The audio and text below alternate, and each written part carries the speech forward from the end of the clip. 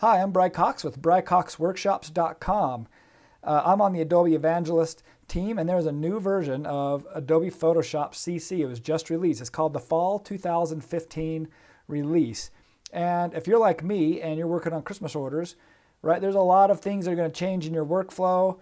And a lot of times we like Photoshop to look the same, to stay the same, but a lot of thought goes into these changes. So I want to show you some of these newest, greatest changes and how you can start using them right now and really get going on your work. So the first thing you'll notice when you start up the new Photoshop is you get this welcome screen right here. And this is one thing, like if you kind of like the old screen, you can turn this off. But let me just show you how this works. And my suggestion is try this for a while. Try this screen, see how you like it, play with it for like a week or two, and then turn it off later if you don't like it. If you're just used to the old screen like I am. Okay, so here's some of the things. We can open some of our recent files by just clicking on them right here. We can go to libraries or presets and open from that. We can also open a new file, and it has the command there for those who don't remember it, Command N, for making just a new file from a dialog box, or Command O to open. Down here, this little box here, we can immediately start searching Adobe Stock photos.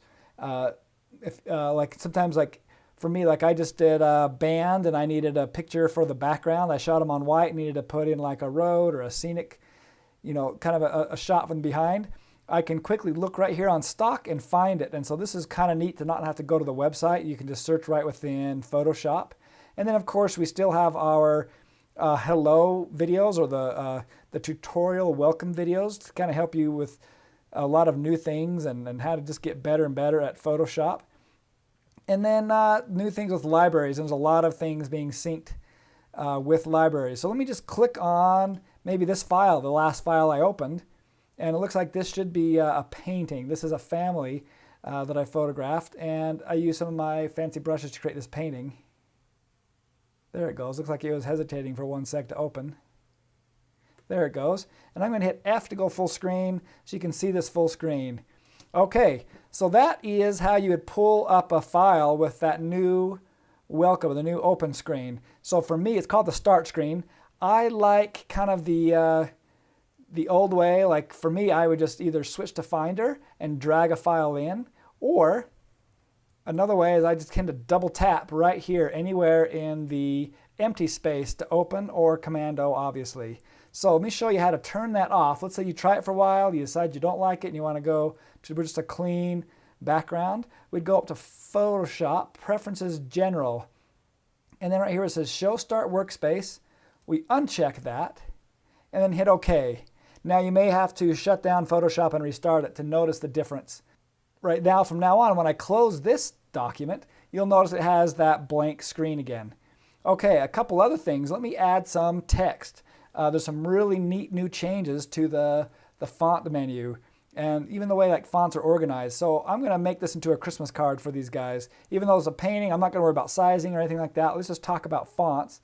I'm going to hit D for default, X for white, and T for text. And I'm going to click here and start typing Merry Christmas. Now that's a pretty cool font, but I actually have one in mind. Let's go center. And let's go up here to my fonts. You'll notice, too, a lot of things are flattened out. The design, the new UI is really sleek. It's got a very modern feel. Over here, you notice all the tools. Even my actions, if you've seen them before, maybe you have them or look at them. Notice how the buttons are all flattened out, and it just has like a very nice new look. Okay, so let's go to our fonts. And I'm going to go to the drop-down menu. Of course, let's get this a little bigger. I'm going to hover over the letter T, and that turns it to a scrubber tool. I'm just going to make this bigger so we can see this really well. All right, so as I hover over fonts, you'll notice that it changes fonts. Well, that's an older feature. I mean, it's somewhat new, but it's not the newest feature, but that is pretty cool if you haven't seen that yet. So I can hover over fonts, change fonts. Now I have one that I like, that I use a lot when I use Merry Christmas, and I have starred it. And you'll notice next to each font, I can click star. And this is every font, right? Open Fonts, TypeKit fonts, and I know the one I liked was a TypeKit font, and it was a handwritten font. So I can, up here, I can either search by class, and I can say sort by only scripty fonts or only handwritten fonts, and it shows me just those types of fonts. Or let's go back to all fonts. I can say only show me TypeKit fonts that I've liked or installed recently, right? And then you notice there's my starred font, but let's just actually click star and bam, that's the only one that shows up. And I can click it, and then I can either click this check mark up here to apply those changes. I can either click my move tool, or I can hit function enter on my keyboard, and then V for move, command T to transform, and I can put this right where I want and use the new auto guides. Notice how that snaps dead center. Right, I can snap that right to where I want it. So a pretty neat thing. Let's go back T, select that font again, and jump up to our fonts. I can search by just favorite fonts, just TypeKit fonts, or I can say show me congruent fonts, like this little squiggly equals. It's saying show me fonts that are similar. So pretty neat new changes here to Adobe Fonts and TypeKit. Now, I have some other videos. You probably have already seen it, but let me just show you how to add a font. Let's function enter there. Let's just say I want to put down here at the bottom, love, let's say their name's Jackson's, love the Jackson family. Now it would look obviously a lot better to have this font matching like this. But let's say for whatever reason I wanted a different font there because, I don't know, I am crazy. So let's double click that font or that type layer so that that font is selected. And I'm going to go over here to TypeKit. And it automatically goes to the website, opens up TypeKit, checks my Adobe membership, and voila, it gives me a whole bunch of fonts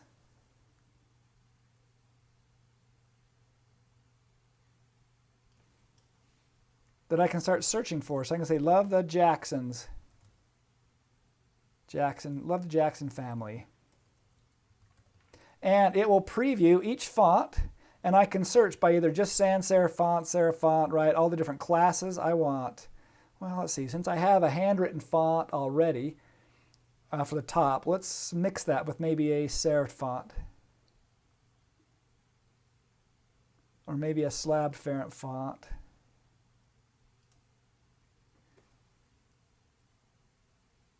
Like we typed it. This may not look the best, but let's say we love this font, right? And we can say only search by fonts we can use on the web, for instance in Dreamweaver or Adobe Muse, or only fonts that we can use in design, like that we can sync up here. And let's say I really like, let's load a few more. That one's kind of nice there. I like that one. Let's go with this one here. So I'm going to say use fonts. And it's going to give me the option, do I want the bold, the italic, the regular, all of them? Yes, sync them. And use this family, yep, launch. Good. And I can close this, jump back to Photoshop, and now, I forgot the name of it, but it's okay because I know it was a TypeKit font. So let's search by TypeKit. And I think it was Clarendon. There it is. And let's go regular. Well, that's pretty bold for regular. Let's just do regular. And I'm going to scrub tool my text there, my font, by just grabbing that and going like that and hit enter. And I can put that wherever I want. I think it'll look better, a little more centered up. So voila, right? There could be my design. And now the other cool thing about Photoshop is I can now create libraries really easily. So let's say I'm making a lot of cards, and there's a lot of things that I do. Maybe I have certain fonts, I have certain text, I have maybe backgrounds, and I want to start saving those into libraries. I can, and you say, well, why would I want to save things into a library? A library is pretty handy for syncing workflows, for syncing files across computers. Let's say I want to pull up something that just want it available in my Creative Cloud. It's a template of some kind, and I want it available, maybe like my signature, and I want it available not only on this computer but on my laptop when I'm in a hotel. Or maybe I want things available to my iPhone, or maybe I create something on my iPhone and I want it synced to my Photoshop here on my desktop, right? That's the idea, is I can sync across devices, sync across computers, sync workflows. So libraries are pretty handy. Let's close this, and I'll show you another thing about libraries. Command W to close. I don't want to save. Now, this opened up like this, but this is because I haven't really started Photoshop over. But let me jump to this Christmas card that I created for a client. And notice here I got this new dialog box when I open up the inside of my card. So here's the outside, this family portrait. On the inside, right, it folds in the middle, and this is set up for a press. And I've got a background, I've created some snow, and it says, Merry Christmas, love, the names of this family. Now, immediately Photoshop goes, hey, wait a minute, this is kind of an interesting document. This doesn't look like a normal photo. You have character styles and colors, and these are specific things that I am picking up. And I am noticing that these are things you may want to use again. I'm asking you, do you want to create a new library based on this document? And I can just say yes, and they'll almost like a vacuum suck out the various things that it thinks would be helpful in a library and just create it for me, like color toning, things like that. Right, I can check, unselect things. I can also say don't show again, and in which case I can always just pull this up from the libraries panel, right? But the nice thing is let's say I'm doing a certain thing over and over and over. I can create a library right from here. Let's say cancel for this one. And let's close this for a second. Just so you can see this picture, this is another painting I used. Right, I have a lot of tutorial videos on how to create these paintings pretty quickly in Photoshop with some special brushes. But let's go to Windows, Library, right there. And it added it to my little panels here that flew out. Now there's a lot of things I can do. Let's say I like this size of this card, but I want maybe a generic Christmas card or something, right? So I can grab graphics that I've added, and this is an Adobe Stock photo, and it's automatically, notice how it's automatically an embedded linked asset. Let's hold Shift to keep that in proportion because I don't want to make those little ornaments change size.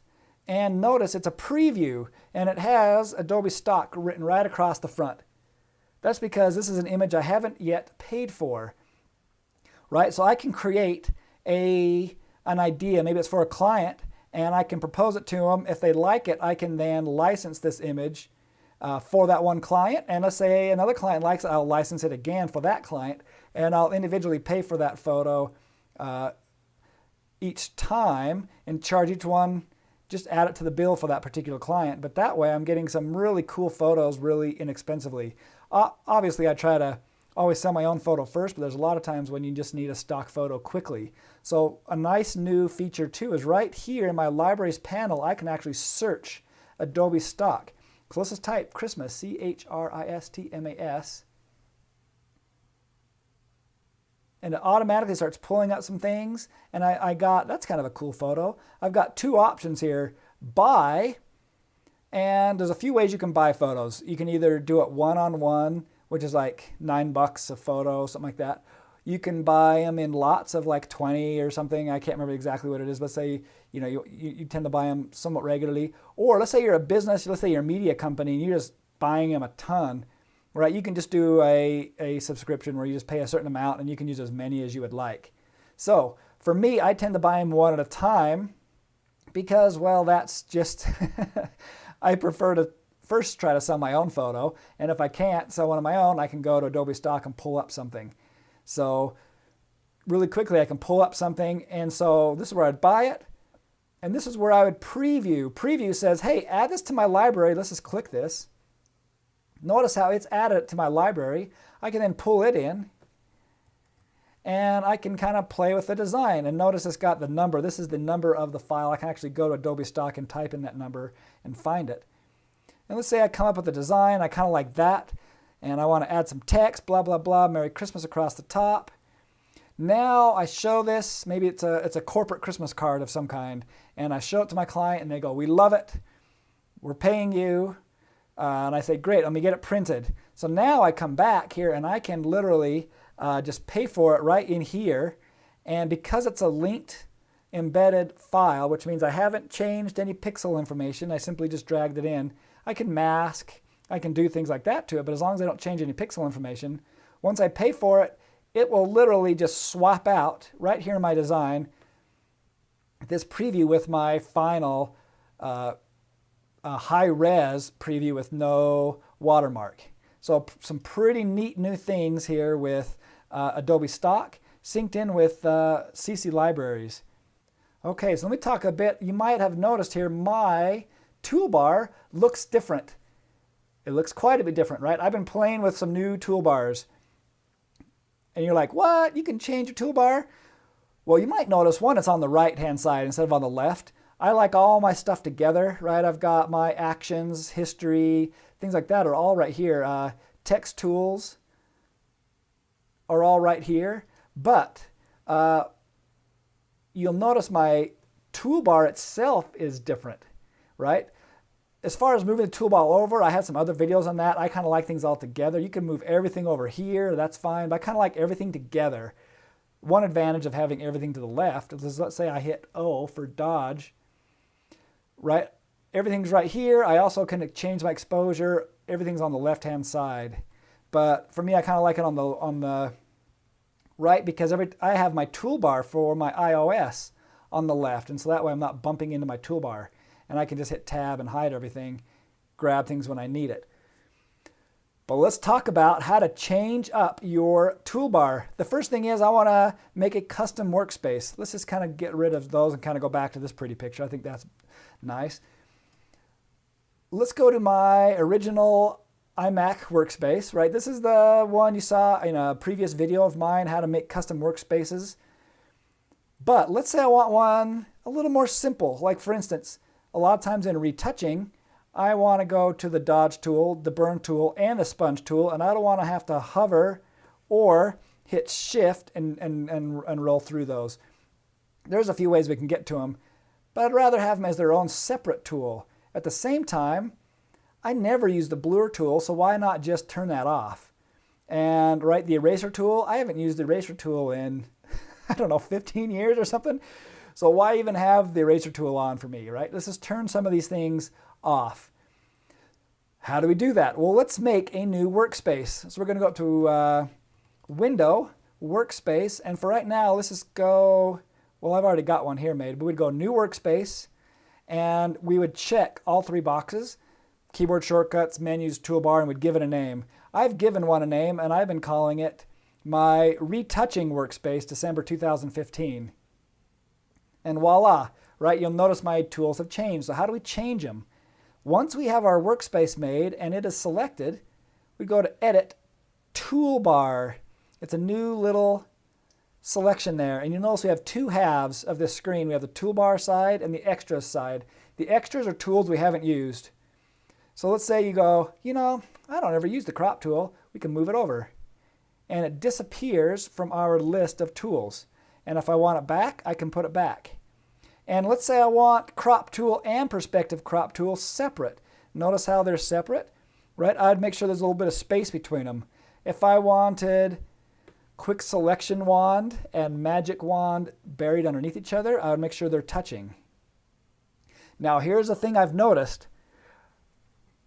The first time I did this, I went through and got rid of all the tools that not only do I not use, but tools that I just use shortcuts for, like B for brush, right? Or Y for art history, right? Or these I want to separate out because they all share the same, but there's a lot of things I just use shortcuts for, like V for move tool, and I noticed that that shortcut wouldn't work anymore. When I would go to hit B for brush, B wouldn't pop up, or when I hit S for stamp, right here, clone stamp tool, it wouldn't pop up. So, one, it is a way of cleaning up your toolbar, but it will also affect your shortcuts. So, that means we need to keep the tools we want that we are going to use, but we can also separate them out. So there are things I do use, like the brush tool and the clone stamp tool, but I don't necessarily use them a lot, but I do need them there. But so that's kind of how I've been working on. I got the move tool. We always use that. Marquee, elliptical tool, yes, but I like them separated. Look how neat that is. And what I've done is I've gotten rid of the, where is it? Here you go, single column marquee tool. Let's separate that. It shouldn't be by splice. Right, the single and the horizontal marquee tools, I've gotten rid of those because I never use that. The slice tools from crop, underneath crop tools, I've gotten rid of the slice tools because that's for web. Right, eyedropper tool I use, but I just use it when I'm in like B for brush and I hold option or alternate and it just brings that up. I never really just go over and click I, and I never use the I shortcut. So might as well get rid of this. So let's say I liked it. I can either grab individual tools or watch, here's a little border around the tool. If I get my mouse right there, I can actually grab that whole section and bring them out, right? And now you can see that whole section is out here now. If I want to move individual tools, I can. If I want to grab that whole section, I grab that border and bring it in. Quick selection, yep, I use those. Crop tool, perspective crop. We could put perspective crop underneath crop. We don't have to have that taking up its own button space. Clone stamp brush, of course. The healing brushes, yes, but guess what? I can rearrange the order. Let's say, you know, I always use the old school healing brush. You know, I kind of like the new one, though. I think the new one's pretty dang slick. I've been really trying to just get used to the way the new one works, and I'm liking it quite a bit. Content aware, whatever. We can move those around. Red eye tool, I never use red eye tool, but there you go. If you don't use it, you can move it out. And of course, we can always hit restore defaults, and it'll pop them all back the normal way. Or we can always jump back and forth between workspaces, which will change all of our tools. Let's see if there's anything else. You notice I separated out dodge, burn, and desaturate. Sponge tool. Text tools I've kept, and the all the shape tools like rectangular tool. I use that a bit, especially when I'm doing like rounded rectangles. In fact, let's put rounded rectangle on top. I prefer that one. And let's do custom shape. Yeah, I think that's fine down there. And let's see if there's anything I pulled out that I don't feel like I should have pulled out. Yeah, I think that's all great. Zoom tool, I just use shortcuts for that. So I think that is just fine. You know what? There is an occasion when I use Z for zoom. So let's just put that at the very bottom. There. All right. Now I can make a preset. I can say save preset. And I've already made a preset. So I'm going to select it and hit save and replace it. And the nice thing about making a preset is I can then move that little file to, say, my laptop. Or if a buddy of mine goes, dude, I really like how you got this set up, I can give him that preset, and all of his tools will pop in just like that. If he selects it, of course.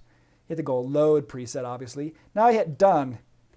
Now that's all of my tools. And notice when I hit O, it goes to dodge. I can also go Shift O, Shift O, Shift O, and it'll flip through those.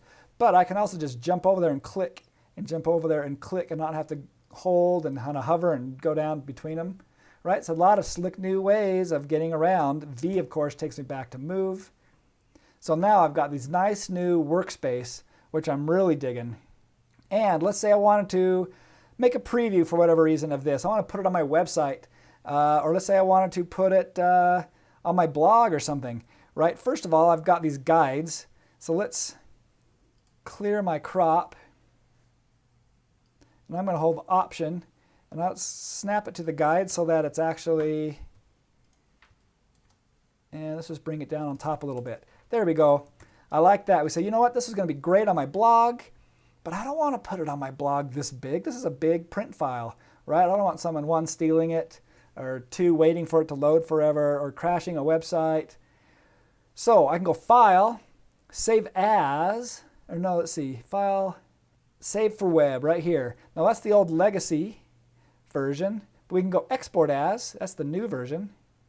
And I've actually made an action for this, it just does this for me. But there's some neat new things, like I can export out as PNG now, but I want this as a JPEG on my website. I like the quality down lower, let's say 60%, and it's giving me a preview. Now here's the image size as it's coming in. It's obviously not really big, but that's big enough, it's big enough for printing. For this, I only want it to be like 900, right? So that it's just the right size for my blog. It fits the screen really well, but nothing really much bigger than that. And then what I can do is I can say export out. And it's giving me a one size. The cool thing about this is I can actually export a few different sizes if I wanted to make a couple different sizes. But another cool thing is I can embed a color space right in this. Right now, because this is for print, I actually have this in a different color space, but for web, I want it in sRGB. So I can say yes, put sRGB in there, and I can say export all, and it'll save it to my desktop. So a really neat way of making a small little file. And of course, I have this. What I tend to do is really quickly is just drop the size of this to say 900 on the biggest size, and then I have saved that as a button where I can go save for the web onto the desktop, and it automatically crunches it down and saves it onto my desktop, ready to drop into my website or to an email or whatever you'd like for the web. I don't know about you, but I use pictures on the web a ton. So there you go. There's some of my favorite things. There's obviously some new things like the atmosphere effects, like in Lightroom, adding haze or dehazing images, a really great thing. A lot of new iOS apps, like for iPhone, iPad. Photoshop Fix is kind of like a slimmed down version of Photoshop here. Like you can do liquify, a lot of things like that right there on your phone. Photoshop Mix is for creating like collages and composites of multiple images. It does a really good job of masking quickly with just your finger. And Photoshop Sketch for painting if you're in those kind of things. And again, you can create assets like, it used to be called Cooler, but now it's, I'm trying to think of what it is, Capture, I think. And you can create a color scheme right there from your phone. Take a picture, create a color scheme, save that to your libraries as a color look, and then apply that to, say, a film, a video, right? When you get back to your desktop and you're working on a film in Adobe Premiere, you can apply that color effect right to your film. So some great ways of using libraries. And one last thing, there's some neat new design features. If you're someone who designs, say, iPhone apps or maybe websites in Photoshop and then sending it to designers, right? Things like artboards, new just design UIs for just, special custom work spaces for Photoshop. But I want to show you at least these things that I've been using that I think are really helpful and really make Photoshop, for me as a photographer, as a retouching photographer, go really fast. So here is a website. I will link here in the video, but some of the new features here, we talked about a couple of these, but this lists a lot of stuff we didn't talk about, and I talked about some things we didn't talk about, like find fonts faster we talked about, customizing toolbars, but obviously there's artboards and exporting we talked about, but a lot of neat new things right here in the brand new Photoshop CC Fall edition 2015.